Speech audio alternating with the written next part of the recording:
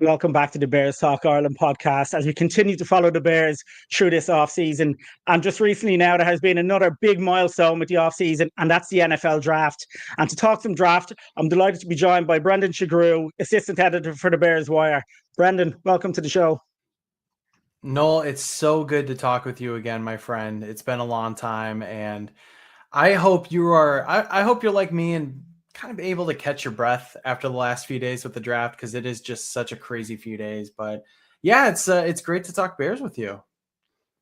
Yeah, no, and I really appreciate you taking the time to jump on. But yeah, look, it has been it's been a crazy off season, to be honest. There's been a lot of things happening that just I never saw coming, kind of caught us by surprise. I've had a few other things going on, so I've been kind of bouncing back from one to the other. But it's been fun. It's definitely something that as a Bears fan, I mean, I told myself I wouldn't get too high this year with moves they've made, but I find it hard not to. Some of the moves have just been for me good moves and good kind of show of intent from Ryan Poles and the Bears to kind of get things back on track really from last season. Just before we kind of jump into the draft itself, in terms of the off season, like how has it gone for you? Are you happy with the way things are trending, or what kind of stands out to you so far? What they've done?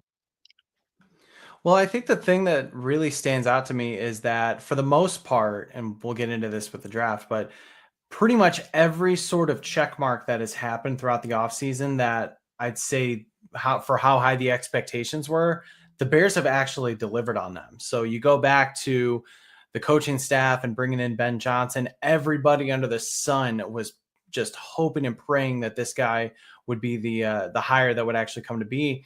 And it did. So the Bears actually got the coaching hire right in terms of at least finding the hot guy and finding the guy with the the best resume out there. So you could check that off. Going into free agency, they desperately needed to upgrade the offensive line, check with Jonah Jackson, Joe Thuney, Drew Dahlman. It's like they're making all of the obvious moves. And I think for the people on the outside, you're like, well, yeah, they should do that. But I mean, how many times have we kind of sat here throughout the offseason and have said, well, they still miss this, they still miss that. And for things that may not have been such a slam dunk, like going back to like the Caleb Williams draft pick last year, that was pretty much, you could always pencil that in no matter what. But it really seems like they have just kind of checked off all of their needs going into the draft. And I've been pleasantly surprised. I too am not trying to get too hyped because we have been here before. But at the very least, the process is working. And I'm very encouraged by the people that they brought in, the players that they brought in. And I think they're really going to get a lot out of this team really starting in 2025.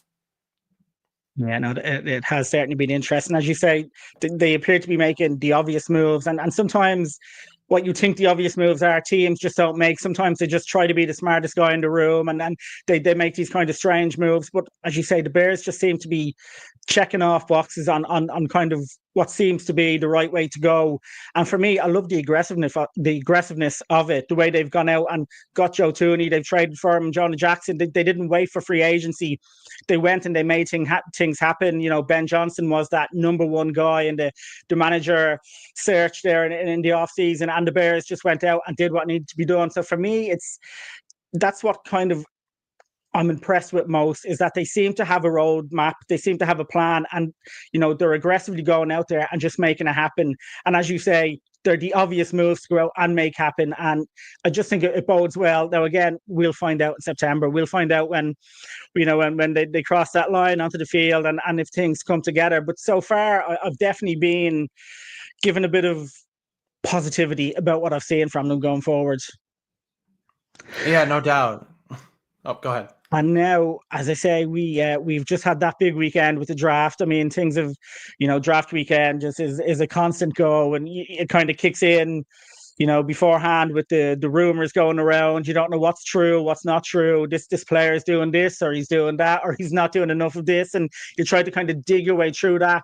But as this kind of draft got closer, we know there was a lot of talk there. No, the Bears are trading up. They've got deals in place. If X player isn't drafted, the Bears are going to trade up. And Ashton Genty suddenly, from a pipe dream, started to feel like, oh, do you know what? They might actually get Ashton Genty here. It looks like the Bears are, aggressive. As I said earlier on, you kind of wouldn't have put it past them.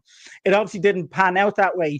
But in that build up to the draft, I mean, what did you think was going to happen? Were you kind of buying into the talk that they might move up, or did you think that, they were probably going to stick or maybe drop back more than actually move up? Oh my God.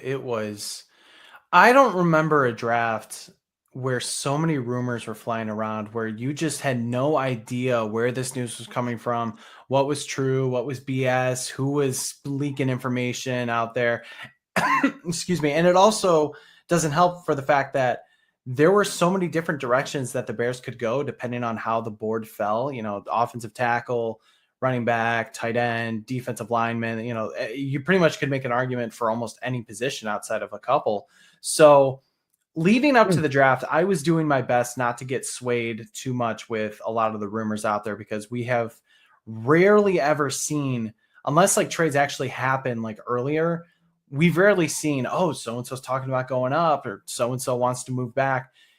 It's, at least for the Bears, you don't necessarily see it actually happen. So when the talks, especially about Ashton Jeanty, started to happen, I really took that with a grain of salt. I was not necessarily thinking that it would happen, especially knowing what the cost would be to move up. And in my head, I'm like, all right, we know that Ryan Poles was putting in inquiries last year to possibly move up for Rome Odunze, thinking that he may not be there at 9. Ian Cunningham kind of, told him to hold steady, don't overpay, it's going to be okay. And so you kind of felt the same thing might happen with Ashton Jeanty this year. But the fact that the Bears had 2 second-round picks, I kept thinking, I'm like, if this really does happen, I don't see the Bears making a polarizing move like this just to move up for a running back.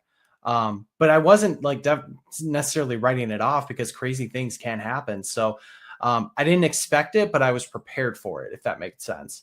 And turned out it was really just talk, because Poles came out and said afterwards, look, these teams wanted our second round picks. It was too rich. And that was the end of that. So, you really just try to navigate the rumors, navigate all the talks happening, and, just kind of see, okay, if the board falls this way, here's what the Bears could do. And I think that's really the best way you can think about it, because if you just listen and latch on to every single rumor, you're going to drive yourself nuts. And I'm sure a lot of people were driving themselves nuts this time last week. Yeah, absolutely. I mean, it's nice to dream. If Ashton Jeanty is a player that you wanted, obviously there were a lot of people that didn't think moving for a running back was the way to go in the first place. But if he was a player you wanted, it is nice to dream. But as you say, you need to filter. You need to understand it is draft week, and there are agendas at play, and teams wanting to put certain things out there to kind of just muddy the waters a little bit and see what can happen. And look, we should get used to it every year, but still some of us still just kind of fall in. And, when you're hearing something you like, you kind of go with that. But I mean, talking about then, obviously things that were unexpected. I mean, we talked about the Bears off-season moves briefly at the start, and I think that left them in a good position, as you say. Then they had different options in this draft. Tight end was obviously being talked about. Maybe not the tight end for some that the Bears end up going with, but I mean, what did you think of the Colston Loveland move? And were you, one, happy with a tight end in that position, and two, were you a Tyler Warren guy or a Colston Loveland guy? So I was happy. I was excited about it, and not necessarily shocked, because as soon as the board started to fall the way that it did, and that Ashton Jeanty goes 6, 3 tackles go in the top 10, you start to think, okay, there are certain nitpicks you can have with all of these different draft picks. Like somebody like Mykel Williams, is he just a high floor guy? Do you really want to be investing on defense when offense seems to be what everybody wants to go for? Tight end, can you consider it a luxury pick? Are you reaching for another one of the tackles like a Josh Connerly or a Josh Simmons? So really, once you get to that point, and after Kelvin Banks goes 9, you can pretty much nitpick every pick. So in my head, I'm like, all right, I am prepared to sort of poke holes into this draft pick. But at the same time, I really like, and I'm saying like because I don't want to use the love pun too much, but I really like the Loveland upside that he provides, because this guy is such a smooth route runner. And it's really hard to do that at a tight end position in coming out of college. I mean, these are 2 different players, but I think back to when Cole Kmet got drafted. And he was such a clunky route runner. The way he caught the ball, the way he was trying to move, it just didn't look natural. Now he looks a lot better now once he got into like year 3 and year 4 and so on. But Loveland already has that. And the fact that he can stretch the field like he does, his size, his speed, and just a natural catcher of the ball too. A lot of the times you see these tight ends just, catch it with their bodies and, really aren't able to go up and get it smoothly. He can do that. So the fact that he is as polished as he is already gives me a lot of hope that he can be an impact player already in year 1. And that makes his upside just tremendous when you think about tight ends developing in year 2, year 3. So as it relates to Tyler Warren, I liked him, but I definitely had a lot of questions that other people had in terms of, well, he didn't really break out until this past year. He was the Penn State passing offense too. He was the guy. And I just, for what you want him to do paired with Cole Kmet, I just thought Colston Loveland would be the higher upside pick. And so I really didn't have a problem with it. And once I sat on it a little bit, I felt even better about it. I liked it in the beginning, but then I'm like, all right, thinking about how he can fit in as a piece of this offense to go along with Kmet, DJ Moore, Rome Odunze, the other draft picks we'll talk about. I think he fits in really, really well. Yeah, I think he's a phenomenally talented receiving tight end. I think in this Ben Johnson offense, he could really come in and make a difference. I mean, you mentioned Cole Kmet. Obviously, a lot of people then suddenly start jumping to the question of, oh, is that it? Is Cole Kmet done? I mean, personally, I don't think he is. I think these two could really work together. We obviously know how much Ben Johnson likes to run 12 personnel. So when you look at a Colston Loveland and in comparison to a Cole Kmet, you think actually these two players are a really good foil for each other, where they can both kind of work together to benefit this offense. And it's not going to be a case of Cole Kmet is suddenly going to find himself, shunted out because, look, let's be honest, he signed a big contract recently. I can't imagine they're going to be looking to do anything negative with him. I mean, I think he's just another really good, talented player to add to the mix along with a Cole Kmet. Well, he is. And I do think while they will fit well together, and I think Ben Johnson is going to utilize both of them, I still believe that Kmet's production is going to dip quite a bit. I mean, really the targets, there's only so many balls that can go around. And I know Ben Johnson, the Detroit offense, can like to pass it quite a bit, but we just listed them off. DJ Moore, Rome Odunze, Luther Burden, DeAndre Swift out of the backfield. Then you have Loveland, Cole Kmet. Somebody's production is definitely going to take a hit. And I think Kmet's still going to have a few of those games where he racks up a couple touchdowns. I don't think he's going for 100 yards anymore. Maybe like, a 30 to 40 yard games with, 4 catches or something like that. Like he'll be a chain mover, but you got to think that his days as like the featured guy are over. But that doesn't mean that he doesn't have a spot on this team. He might be a slightly, well, depending on how much his production dips, a slightly to somewhat overpaid tight end, but he's durable as hell. He is a really good culture guy. He can play those multiple positions where he's a pretty good blocker. He can create space, when going downfield. So there's definitely a role for him. But if you're buying Cole Kmet stock, I don't know if I can approve that. And it's very possible that we have seen his ceiling in Chicago. We'll see how long he lasts, maybe a season or two, but you can kind of see, like, if you're looking at it, like, an apex or a graph, like we're kind of going down here a little bit. Definitely something for fantasy owners to be keeping an eye on as they go into the season next year. But obviously, look, you mentioned there may not be enough ball now to go around to all these players.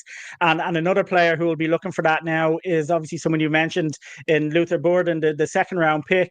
I mean, I think this does definitely scream of best player available. I mean, I don't think many people talk going into the draft that, wide receiver is going to be high up on that list. I mean, you wouldn't be surprised if they took one later on, but you definitely wouldn't have been picking maybe wide receiver in the second round.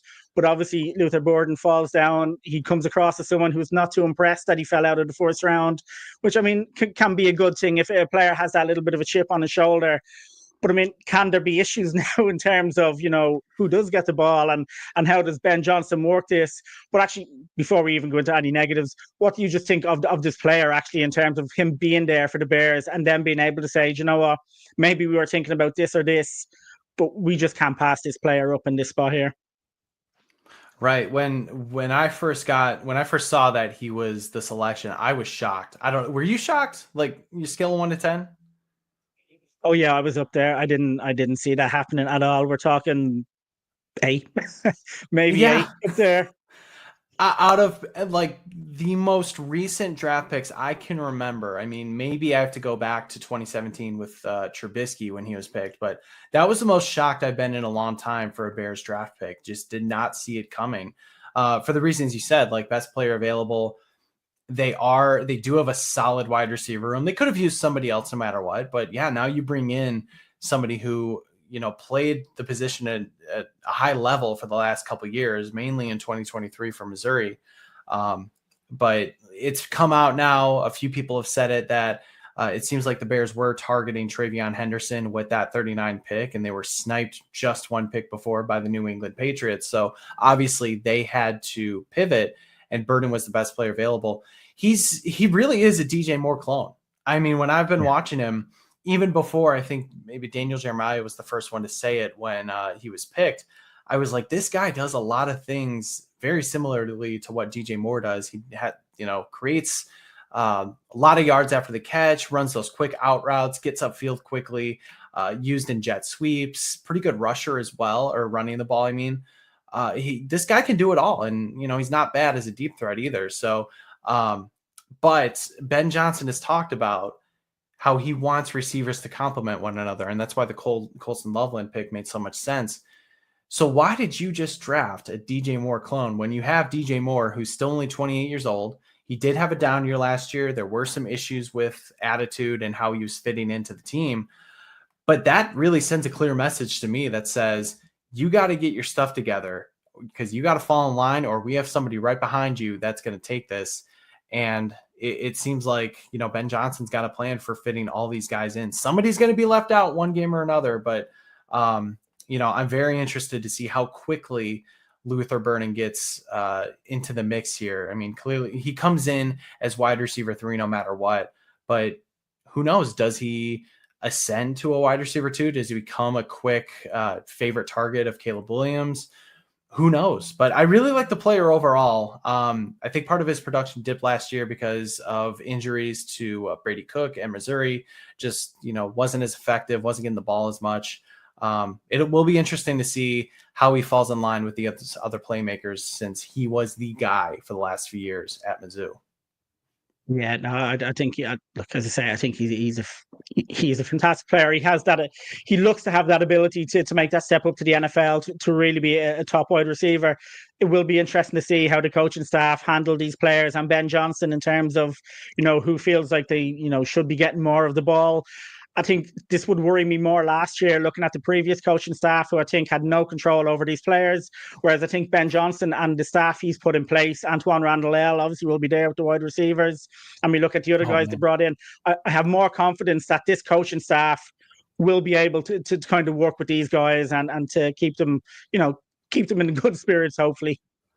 By the way, did you see the video of when they called Luther Burden and how excited Antoine Randall was? Yes. That was incredible. But that tells you everything. Like, that tells you they obviously didn't expect this player to fall. As you say, Henderson looks like the player they were targeting. In fairness, if I'm honest, he is the player I hope they would have got at that point. But when they do what they do, then you get disappointed. He goes one spot in front of you. But then when they make the move you can kind of sit back and say, okay, do you know what? I'm really looking forward to this Ben Johnson offense, and I think they've just got another weapon that can, if it all works out, can really be effective. And when we look actually at the next draft pick, this is obviously another offensive player that's going into this Ben Johnson offense. For me, this is a fascinating pick because I'm kind of not sure. Well, I'm excited to see what the Bears do with this and how he fits, and that's obviously Ozzie Trapilo, who's coming in from Boston College, who's the tackle. Now, he's a tackle. He's recently been playing right tackle. He has previously played left tackle. I know before the draft, the Bears were asked, is there any chance that Darnell Wright could be kicked across to the left? And they didn't rule it out. So it's going to be interesting to see now. Is Trapilo going to come in and is he going to battle for that left tackle position. Obviously, we know Braxton Jones has the injury, and we'll be kind of keeping an eye on how he comes back. I mean, what did you think of this pick, and how do you think it's kind of going to shake out for him in terms of getting into this Bears lineup? Because he looks like a really good player. No penalties given up last season, which is phenomenal. You know, he's a big player who can make a big difference on that line. But I mean, again, he's a rookie stepping up, and there have been changes on this offensive line. So how do you kind of see this shaking out with him? I'm going to go through just my emotions and just feelings about all this, because it was very conflicting as soon as the pick was made, because the Bears get an extra second round pick going back with the Buffalo Bills.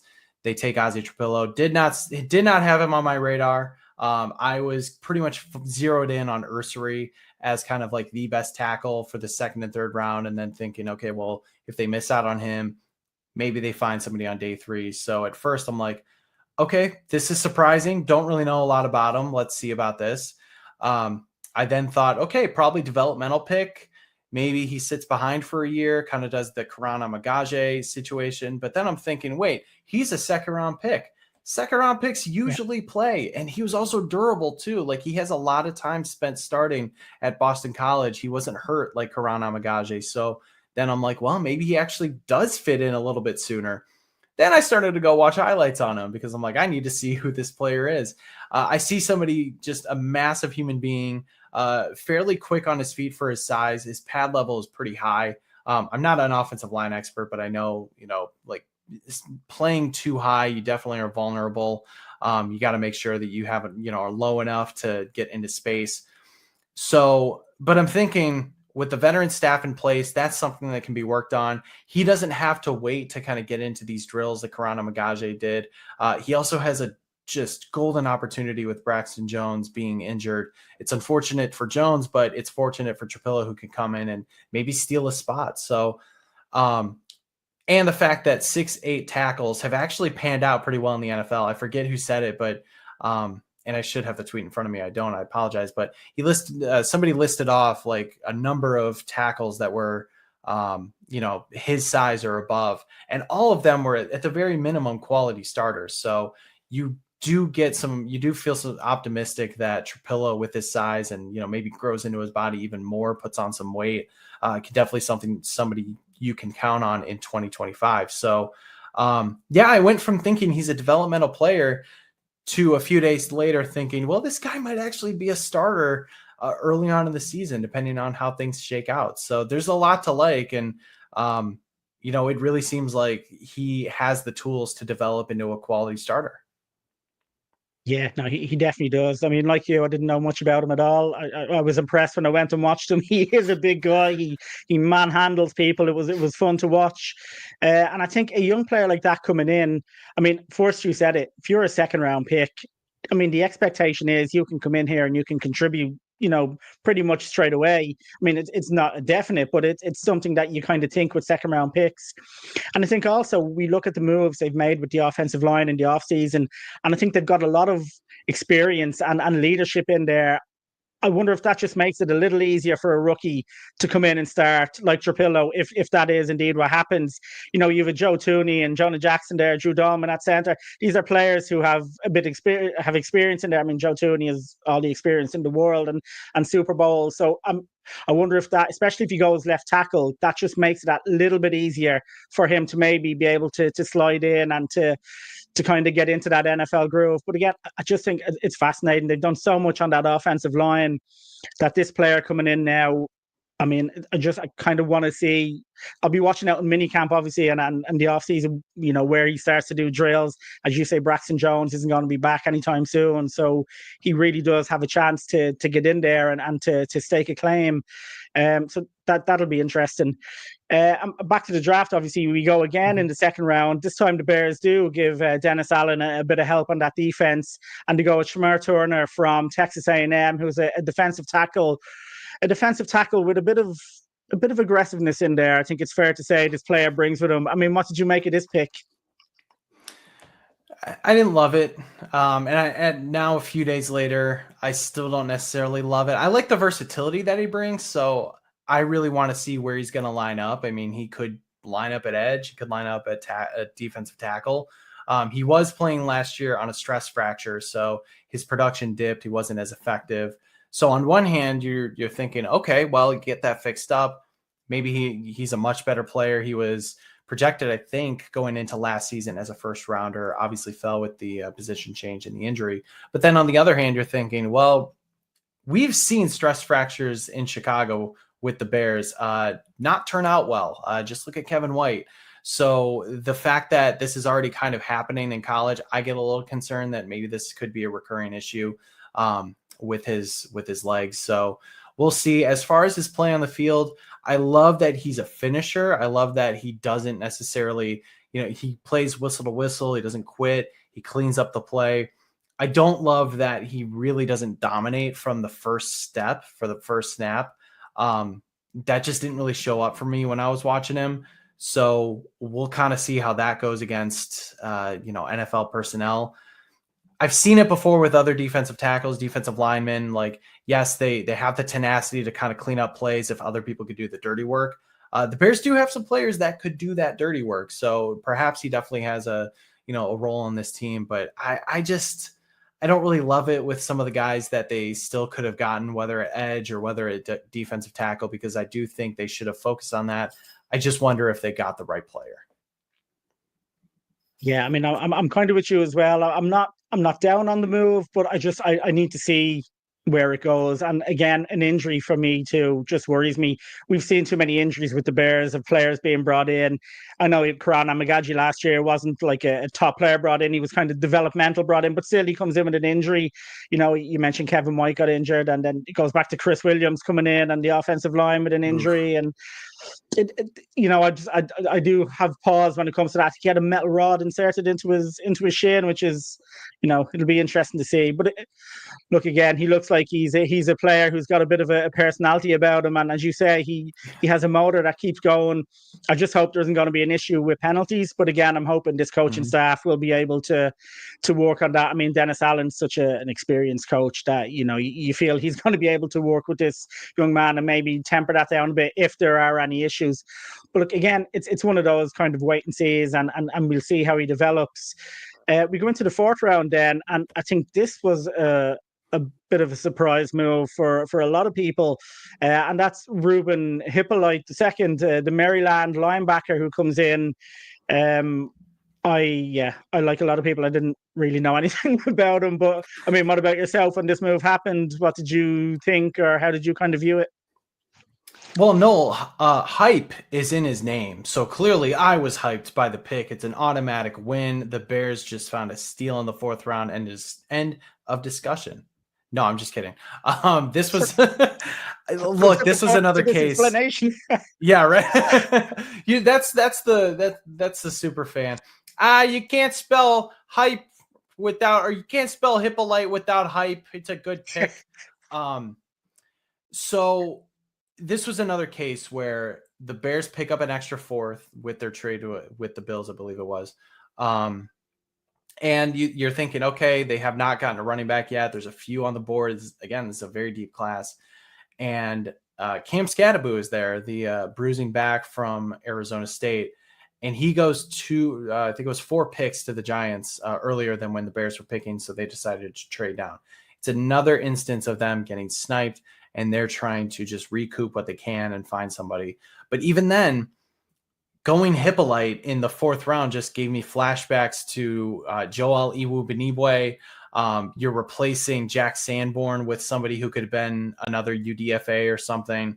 I know he's fast. I know he, can, really get downfield in a hurry. He could be a really good special teams player with some coaching, but I really was not impressed with his play at linebacker at Maryland. I know he's facing some pretty big competition at the Big Ten level, but I just don't see the instincts. I don't see the, instincts. I don't know when it comes to it. Like, he was around the ball carriers when they were trying to get tackled. He was kind of cleaning it up, but you really just didn't see those like quick hard hits and him, hitting the right angles well. So definitely the most questionable pick of the draft, and one of the more questionable picks that we've seen in the last couple of years. Yeah, I mean the bit of tape I watched on him, he seems to rely on that speed a lot because he does other things maybe not as well as you'd hope, and then he needs to Mhm. rely on the speed to kind of pursue and make up. Also, I think 5'11", so he's a bit undersized for a linebacker. You mentioned obviously special teams. Is that where he's going to kind of find his niche? Is that maybe why they brought him in? I mean, Jack Sanborn is a player who I think a lot of people liked. A lot of people were kind of upset that they weren't able to keep him here. Obviously, we know Sanborn wasn't quick, and as you mentioned, this is what Hyppolite is. He's very quick, and maybe this is just what they were focusing on. You know, they want that speed, but I just wonder if special teams is going to be his kind of niche, and if that's something they kind of brought him in for. Because again, it feels like a strange one, but look, I don't know too much about him, so who knows? I won't question the Bears. We'll give them that benefit of doubt to know they've probably looked at him a bit more than I have. But again, we'll kind of see how that goes. Another then pick that comes in on the defense in the 5th round is Zah Fraizer, the cornerback from UTSA. I'll be honest, again, another player I wasn't hugely up on. I know he got 6 interceptions last year. He's a big guy. He's a fast guy again as well. So you're kind of looking at these, physical traits now that the Bears are going for. Those RAS scores, you can kind of see a lot in these guys in the later rounds who are maybe not as big a name as, well, for me anyway, that you would kind of get, but they're athletes and they can come in. I mean, what did you make of this move? And is cornerback somewhere they needed to be bringing someone in for? For me, I was hoping they'd get a safety. I thought, you can never have too many good corners, but I still think we're solid there. Tyreek Stevenson, some issues last year with him, but he still does appear to be a talented player who hopefully can take that step on. So what do you make of this Fraizer move? Is it a player you kind of think is a good move for them? I liked it a lot more than the Hippolyte move, and I think when you can look at this like in a half glass full, half glass empty sort of situation. He is a big, lengthy corner. He has a lot of speed. Playing at UTSA last year, I believe, was his first year as a starter, and so he did have a lot of interceptions. That's great. On the other hand, all of those interceptions came in conference play, and as if for those who don't know, UTSA is in a lower conference. It's not one of the big 5 conferences like Big Ten, SEC, ACC, things like that. So he was playing against a lower competition, worse quarterbacks. So just take that in mind. When he was in outside of conference play, didn't necessarily have those stats. So that to me tells me, well, he was beaten up on lower competition. Can he translate that to the NFL level? I don't know. I looked back at some of the tape from the Texas game where Texas just beat down UTSA, and not that that's surprising. Texas was one of the best teams in in college football last year, but I wanted to see how the passing went, and luckily, so again, positive and negatives. They threw for, I think it was like 464 yards or something along those lines between Arch Manning and Quinn Ewers, but they weren't targeting Fraizer as much as they were with other cornerbacks. And Fraizer wasn't necessarily like losing his assignments as much, which is good. So he wasn't the problem in that game against better competition. I do think that this puts the heat a little bit on Tyreek Stevenson, and to a lesser extent, actually maybe to more of an extent, Terrell Smith. I think that outside corner position is Tyreek Stevenson's to lose, but it's definitely open. Smith played well in spurts last year, and now you bring in a rookie who also, you got to think about who's pounding the table for these guys. Al Harris, the secondaries coach, who did a tremendous job with the Dallas Cowboys the last few years. This was his guy. So that tells me, all right, this defense has a plan for Fraizer. He's probably going to work it in at some point. And to answer your question about can you have too many corners, I don't think you can, because guys get injured. Guys are moving up and down from practice squads. The Bears are fortunate that they are deep at that position, but they did lose somebody like Jalen Jones last year. I think maybe depending on what happens, there could be something with Terrell Smith or Fraizer, or maybe even Tyree Stevenson if somebody ends up being a surprise cut. I don't know. But I would have also liked to see them go safety, because while you do have that position solidified for 2025, none of those guys are under contract next year. So you have to fill that at some point. Yeah, absolutely. And I know Brisker will be back, but then look, he's had so many tough injuries with the concussions that you just have to wonder how things will go from next season. Hopefully everything is fine and he comes in and he's back playing, fit and healthy, but still it's just a position I would have liked to see them maybe try and solidify. But again, look, the Bears will probably know a little bit more than me about the roster, so I'll forgive them on that one. The next pick then we're looking at is in the 6th round. It's Luke Newman from Michigan State. I think, did he play tackle? But he's probably not going to be a tackle in the NFL. I mean, I've heard a lot of people saying that he's actually a good kind of fit to be a backup guard or backup center for Drew Dalman, potentially a guard as well. I mean, what did you make of the move for Luke Newman? It reminded me of, making a Doug Kramer pick a few years ago, only Newman has more experience. I think he's a bit bigger too, so that helps. Can he run the ball on the goal line? You stop that. Don't you do that. He is not a pseudo fullback. No, I think it was a fine pick. Michigan, guys from Michigan State really talk highly of him. I like the fact that he held his own against guys like Kenneth Grant and Mason Graham from Michigan. Those are two first-round defensive tackles, and he was able to hold his own against them. So yeah, he probably could be a backup center, definitely competing with guys like Kramer and Ricky Stromberg. And it's never a bad idea to take shots at the offensive line late in the draft, because you could find a Braxton Jones, you could find a Jatiri Carter, somebody who could fill in at a pinch and be on your team for a couple of years. Yeah, I mean, you've actually taken the words out of my mouth there, what I was about to say. I mean, I always enjoy or like getting over your last 2 or 3 picks, maybe getting 1 or 2 offensive linemen, because look, you never know. If you get enough in there, someone will stick. And when they stick for 5, 10, 12 years. And they're the kind of players that really go out there and just pull their sleeves up and work hard. So, yeah, I mean, for me, I like the move. He appears to be a talented player. And as you say, just there's never enough O-linemen in there. So that's a good one for me. And then finally, running back was a position I think we were watching all night, and we were watching them just ahead of us, just disappearing. The Bears finally get Kyle Monangai. I think, did I pronounce that correctly? Kyle Monangai came in from Rutgers, and I have to be honest, I've watched the tape. Everyone has good tape, obviously. Nobody's putting up the bad tape with themselves, but I'm very impressed with this player. He obviously doesn't have that breakaway speed, but he seems to be a player who's really patient in that backfield and waits for that gap to appear, and then seems to know when to hit it. And at times when he is hit, people don't bring him down very easily. He can keep going. So for me, I'm sneakily really impressed with this pick, and I'm kind of looking forward to seeing if he can make something happen, through the off season and going into the season, because look, he's a 7th round pick. You don't put too much stock in it. But again, I think we needed another running back. I like some of the talents he brings in. So, I mean, I'm really excited about this pick, and I'm kind of looking forward to seeing how it develops.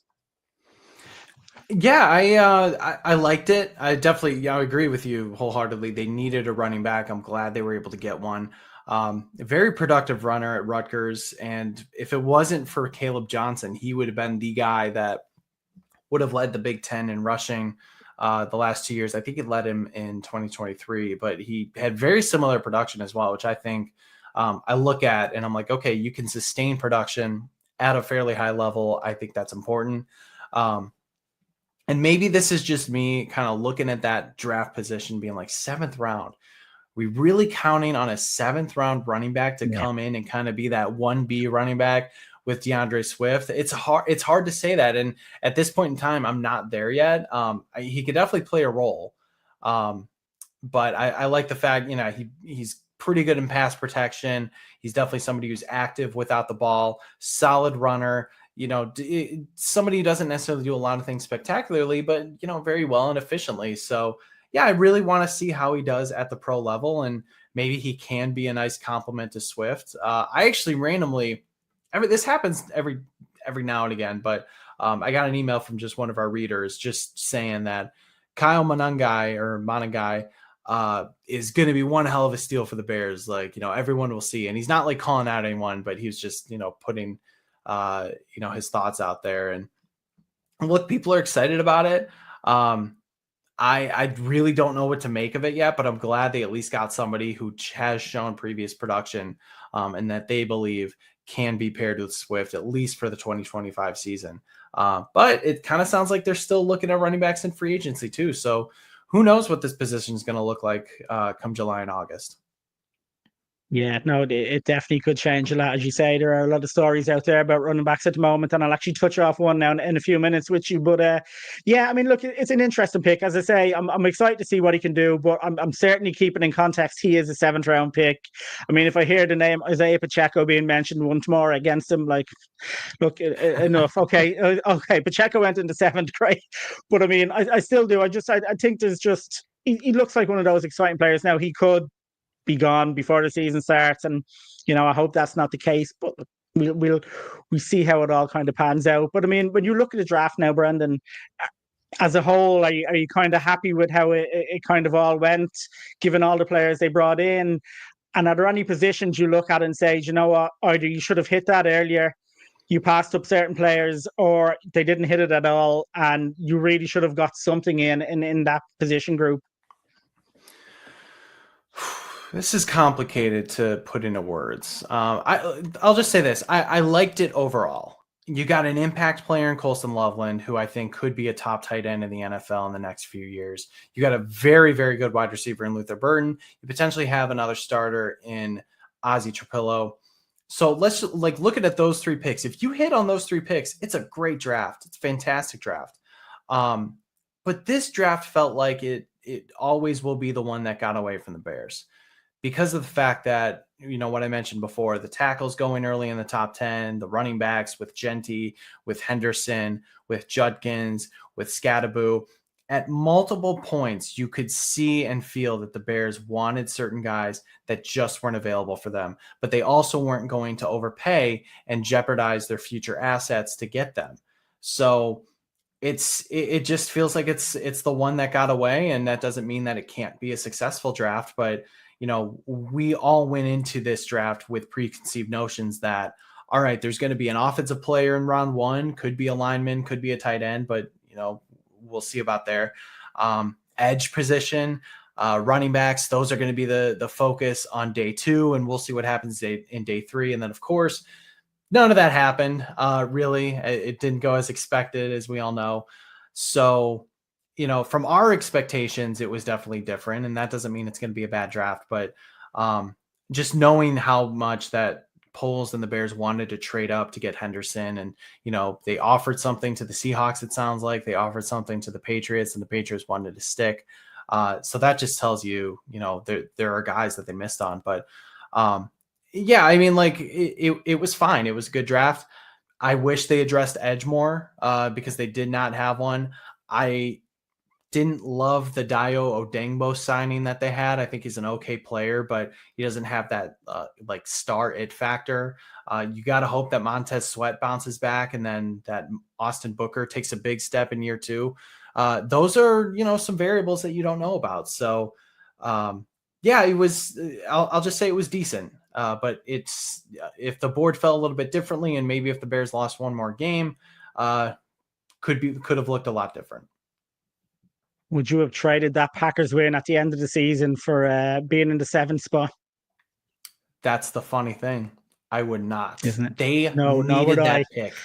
No, I'm sorry. They needed that game. Caleb Williams needed that game. That was a broken team. And clearly Bears fans still love the fact that, they can hang the, undefeated at Lambeau in 2025 against Packers fans. So no, I would not trade it, but good question. I'm right there, which I've had this conversation with friends of mine who are non-Bears fans, and they're like, but it means nothing. It wasn't the real Packers. They weren't playing everyone, blah, blah, blah. And it's like, it doesn't matter. Caleb Williams is 100% on Lambeau Field, and that's the way we wanted it. We were on such a bad losing streak that you need to end those streaks.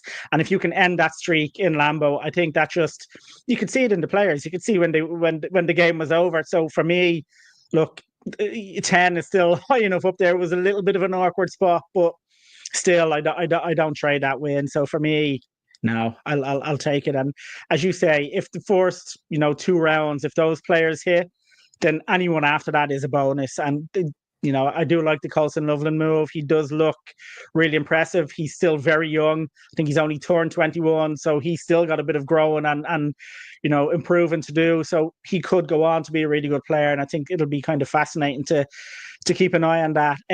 For me, I'm with you on the edge position. I think they needed to get someone else there. I mean, I like Dio Dengbo to a point. He looks like he's a player who's got good upside, but it feels like they're betting on that upside. They're waiting to see if Dennis Allen can really bring it out of him, and that's not going to be a given. So it would have been, for me, prudent to maybe have someone else in there. And I mentioned it earlier, safety as well. I mean, as you say, those guys this time next year will be gone from the roster more than likely. So you kind of don't know where you are. It would have been nice to maybe get someone in. But again, look, the Bears have their plan. They bring in the players they've obviously watched and scouted, and we see how that pans out. Sorry, Brendan, one more thing that you touched on earlier, before you go, it's the running back situation. And obviously there are rumors out there now at the moment of Nick Chubb. There's talk of he's in conversation with somebody in the NFC North, but we're not going to say who. I mean, obviously all eyes then jump to the Bears. I mean, one, coming off injuries, but he's been a really productive player. Is he a player you would like the Bears to make a move for? And two, do you think there's anything to this, or is this just like the draft? This is people putting out stories to kind of agents to get things out there, to maybe get things moving or interest running? Well, I'll answer the second question first. I do think this is real. I do think that there's legitimate interest, and maybe not just, Nick Chubb, but somebody else, maybe a trade perhaps.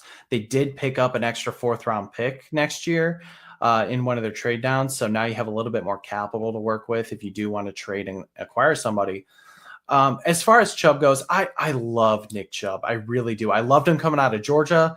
I swear I liked him a lot more than Sony Michel, who went before him. I thought Chubb would be the better player, and turns out he did. Just a hard runner, super productive.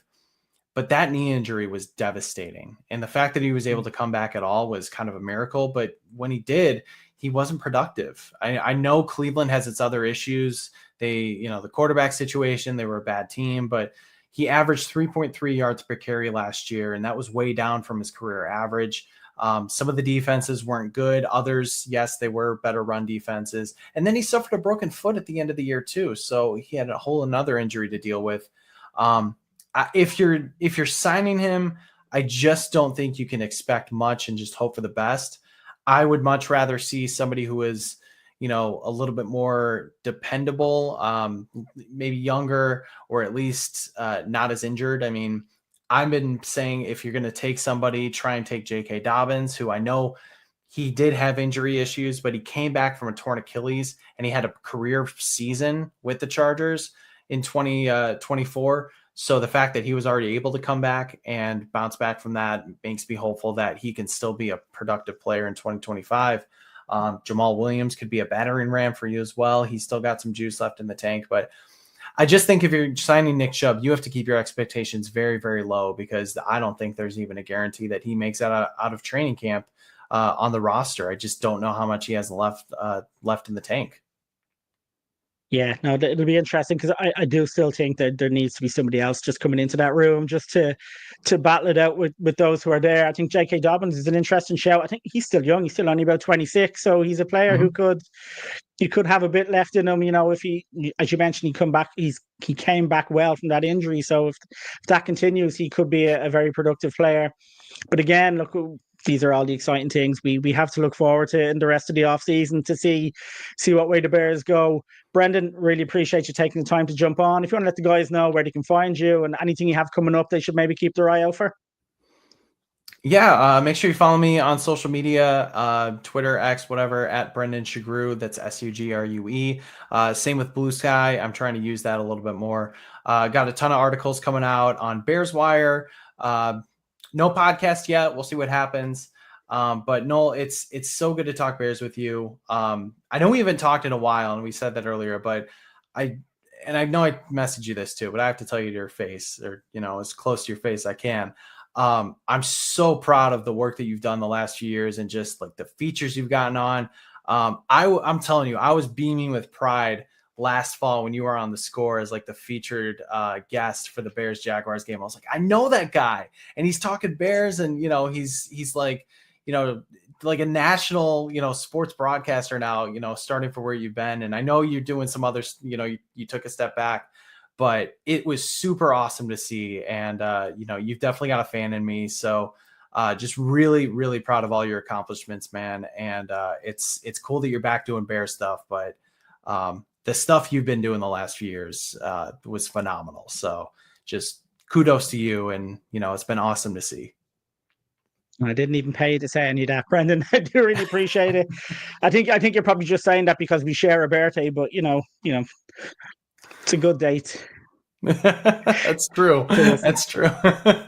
But again, Brendan, I do appreciate it. And thanks to everyone for watching and listening. Please do like and subscribe. Obviously, there's going to be a lot more coming out. There's going to be a lot more Bears moves, as we talked about. Maybe a running back and maybe a safety. Who knows what else. But until next time, take care.